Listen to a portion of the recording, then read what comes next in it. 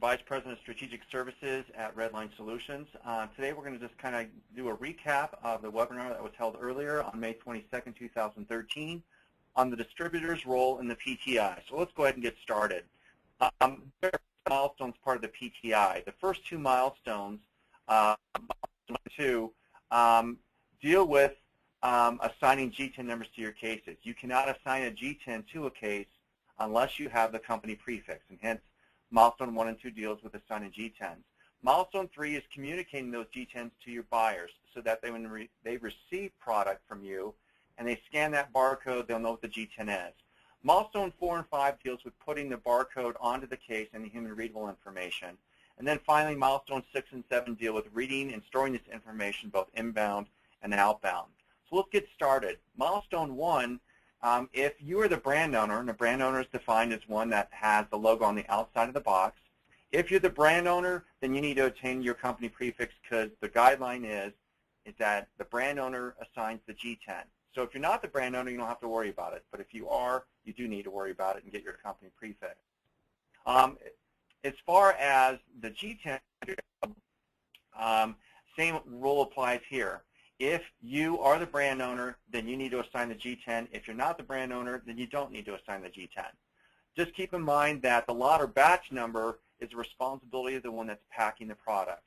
So if someone else is packing it for you, then it's their lot or batch number. Milestone 3, which is communicating, you can communicate it in one of three ways. Using the same method that you communicate product information to your buyers today, you can use the PTI synchronization spreadsheet, or you can use something called the GDSN, or Global Data Synchronization Network, which is a webinar in and of itself. If you are using the GDSN, just be mindful of this. As a distributor, you're going to need to get information from your manufacturers, so you need to connect with the suppliers and get that information. Once you get that information, then you have to turn around and make that connection with your buyers to send to the buyers. And keep in mind that the GDSN, if you're going to be participating in it, you will need what's called a GLN, or a global location number, which means you're also going to need to get your company prefix. These, just so you know, are issues, and they're big issues if you're using the GDSN, but that is not a PTI requirement. You can use other methods to create, or excuse me, to send G10s to your trading partners. Now let's look at Milestone 4. Again, if you're not applying labels to the cases, this activity does not apply to you. If, however, your buyer requires that all of your cases that you ship them are labeled, then it does concern you, and you would either, one, need to push back on your supplier and say, make sure all your cases are labeled, or you'll have to label them yourselves.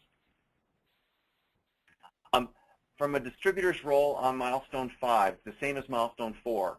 If you're not labeling cases, this activity does not apply to you. If you do, you have these issues that you need to consider. And that's, again, additional conversation that we could have at a later time.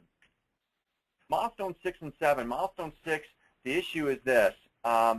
If you are to read and store this information inbound, you're going to need to use the hybrid pallet tag on the case or the pallet coming inbound, or use the ASN from the supplier.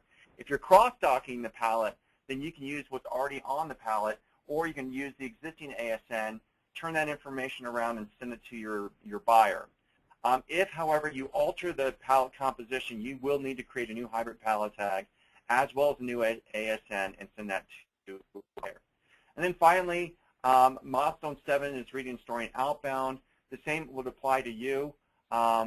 If the pallet's intact, you can already use the existing hybrid pallet tag, but if you're having to create a mixed pallet for outbound shipping, you're going to need to create a new hybrid pallet tag and an ASN and set it accordingly. You'll also, if you're having to label cases, you'll have to use the voice bit code on the case label as well, which is usually accommodated by your barcode. I just threw a lot of information at you, so you can either listen to the full webinar, or you can certainly give me a call and I can arrange for a visit out to your facility. I spend the entire day with you going through this in great detail, both inbound and outbound. I've done over 200 of these worldwide, so please give me a call if you need additional help. Well, I hope that helps. Again, you can access the full webinar by going onto our website and pulling up that webinar. Thanks so much.